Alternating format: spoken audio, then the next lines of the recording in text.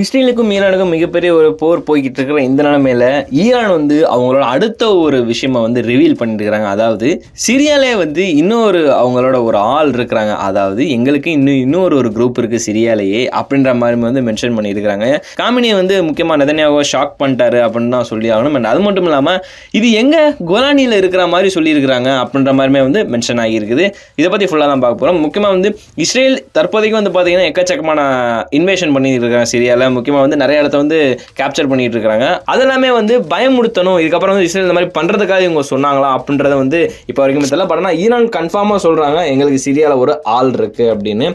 Iran இப்போ ஒரு மிகப்பெரிய ஒரு ஸ்டேட்மெண்ட் விட்டுருக்காங்க. ஸோ அது முக்கியமாக நியூ இயர் ஸ்பெஷலாகவே விட்டுருக்காங்கன்னு தான் சொல்லணும். இதனாலே இஸ்ரேலுக்கு இன்னும் ஒரு பதட்டமான நிலைமை வரும் அப்படின்றது எதிர்பார்க்கப்படுது. ஈரானோட செக்யூரிட்டி சீஃப் அலி அக்பர் அகமதான் தான் இந்த விஷயத்தை கன்ஃபார்ம் பண்ணியிருக்காங்க. புதிய குரூப் எமர்ஜ் அப்படின்ற ஒரு விஷயத்தை மென்ஷன் பண்ணியிருக்காங்க. வில் எமர்ஜ் அப்படின்ற மாதிரி தான் சொல்லியிருக்காங்க சிரியால.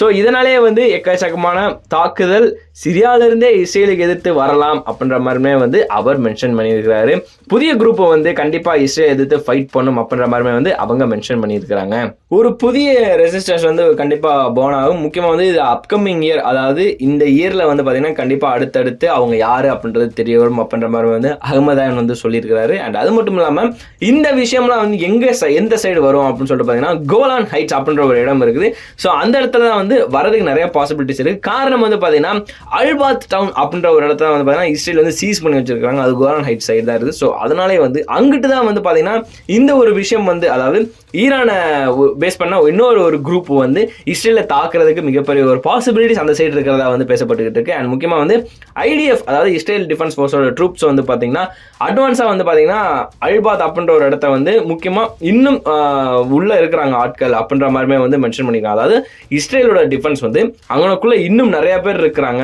அது இதுக்கப்புறம் இன்னும் நிறைய போவாங்க அந்த இடத்த, ஏன்னா ஈரான் இப்படி சொல்லிட்டாங்களே அப்படின்ற மாதிரிமே அந்த இடத்துல ரிப்போர்ட்கள் மூலமாக கிடைச்சிருக்குது. முக்கியமாக இஸ்ரேலியா பார்த்தீங்கன்னா நிறைய இடத்துல அந்த கவர்மெண்ட் பில்டிங்ஸ் அப்படிலாம் சொல்லிட்டு அதெல்லாமே தேடி இருக்கிறாங்க. பட் ஆனால் அங்கே எங்கேயுமே கிடைக்கல. ஸோ இது யாரு அப்படின்றதுமே இஸ்ரேலுக்கு தெரியல. ஆனால் ஒரு பதட்டமான நிலைமையில ஆக்கி விட்டு போயிட்டாங்க அப்படின்னு தான் சொல்லணும்.